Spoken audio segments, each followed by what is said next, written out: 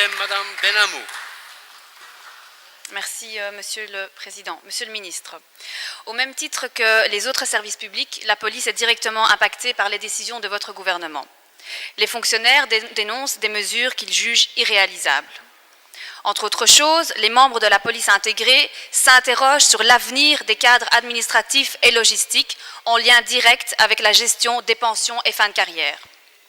En effet, vous avez évoqué la piste d'un régime de fin de carrière avec un travail adapté. Une notion on ne peut plus floue, complexe à mettre en œuvre pour les zones de police et qui pose la question de l'avenir du personnel logistique rendu incertain par vos mesures. Si travail adapté signifie travail moins lourd et implique des tâches plus administratives et moins opérationnelles sur le terrain, cela voudrait dire que ces missions rejoignent celles déjà prises en charge par les CALOG. Et si travail adapté rime avec perte de salaire et avantages liés au statut opérationnel, cela est pour nous inacceptable. Je voudrais donc vous entendre, Monsieur le Ministre, sur les questions suivantes. Qu'entendez-vous précisément par travail adapté ? Parachutés dans un domaine de compétences qui n'est pas le leur, ces fonctionnaires pourront-ils bénéficier de formations spécifiques? Si oui, quel serait le montant du budget? À charge de qui? Quel est le sort réservé aux CALOG qui verront leur charge de travail considérablement diminuer, voire plus grave, leur utilité au sein des zones remises en cause? Avez-vous mesuré l'impact sur l'emploi les concernant? Merci, Monsieur le Ministre, pour vos réponses. Merci, Madame Benamou. Monsieur le Ministre. Merci, Monsieur le Président. Merci, chers collègues.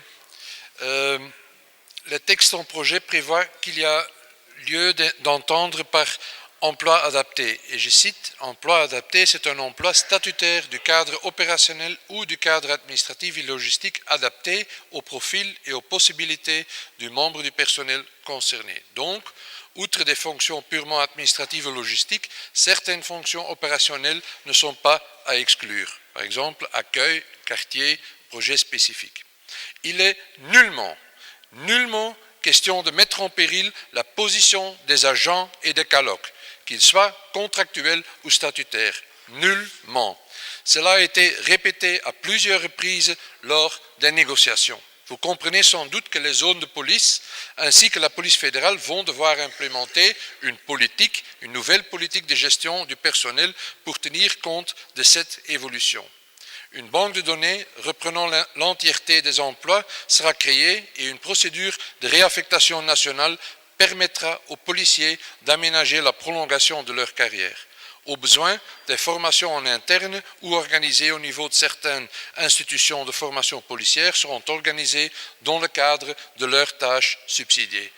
En ce qui concerne le financement, c'est clair que si les policiers travaillent plus long que initial prévu, on fait une économie dans la caisse de pension et ces économies, on va utiliser pour financer les zones locales ou fédérales qui vont fournir cet emploi adapté.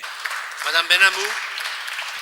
Monsieur le Président, Monsieur le Ministre, j'entends bien vos arguments, mais mes craintes restent fondées en ce qui concerne le recrutement et l'avenir des CALOG, tout comme la notion de travail adapté en général, que si on applique vos mesures, vont tout bonnement muer nos commissariats de police locaux en maison de pré-retraite. Donc assurément pas un cadeau à faire aux citoyens. Ce que nous souhaitons réellement, c'est une solution durable qui prenne en compte l'ensemble des fonctionnaires de la police intégrée. Je vous remercie. Merci, Madame Benamou. L'incident est clos.